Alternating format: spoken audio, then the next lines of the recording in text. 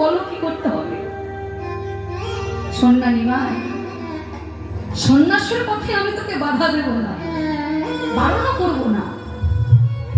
যদি পারিস একটা আমার নিবেদন রাখিস খোকা। শুনলাম সন্ন্যাস গ্রহণ করেছিস, আশ্রয় গ্রহণ করেছিস, আশ্রয়ী, তাহলে ভক্তি পথে তুই এখন আমার কাছে গুরু। আমি যতই তোর মা হই না কেন, তুই আমার কাছে গুরু। তাই মা হয়েও আমি আদেশ করতে পারছি না, নিবেদন করছি। কি নিবেদন?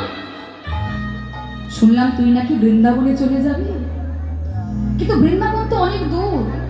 তাই যদি পারিস, যদি সম্ভব হয়, খোকারি বৃন্দাবন নয়, একটু কাছাকাছি কোথাও থাক।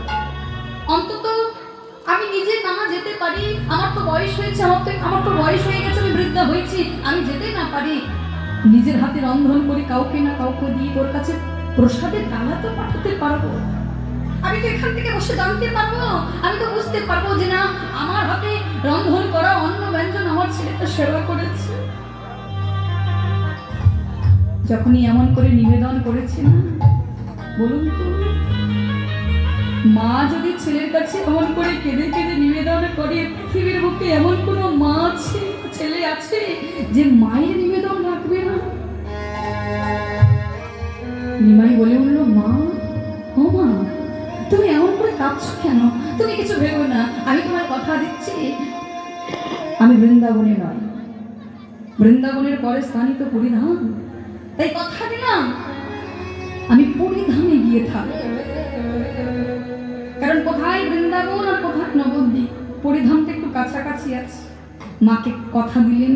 এবার মায়ের আদেশ অনুক্রমে যখন মহাপ্রভু যখন সিদ্ধান্ত পরিবর্তন করেছে না, নদিয়াবাসী জানাজানি হয়েছে, সকলে মেনে নিলেও একজন ভক্ত মানতে পারলেন না।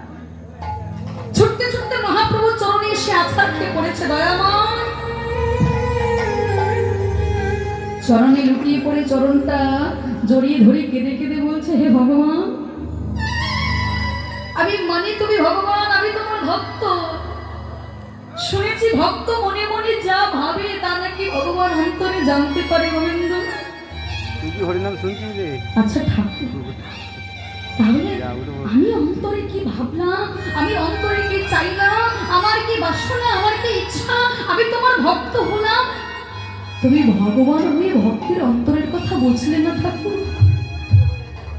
আজকে মহাপ্রভুর চরণে তিনি লুটিয়ে পড়ে কাঁদছেন, তিনি কিন্তু আমার আপনার ধর্মের মানুষ ছিলেন না, তিনি ছিলেন একজন মুসলমানের ছেলে। হরিনাম আশ্রয় গ্রহণ করে যার নাম হয়েছিল হরিদাস ঠাকুর, সেই মুসলমানের ছেলে, যার বাবার নাম ছিল হাবিবুল্লাহ, মায়ের নাম ছিল আমিনা, ভক্তের নাম ছিল হরিদাস। সেই হরিদাস মহাপ্রভুর চরণে এসে কেঁদে কেঁদে বলছে, ঠাকুর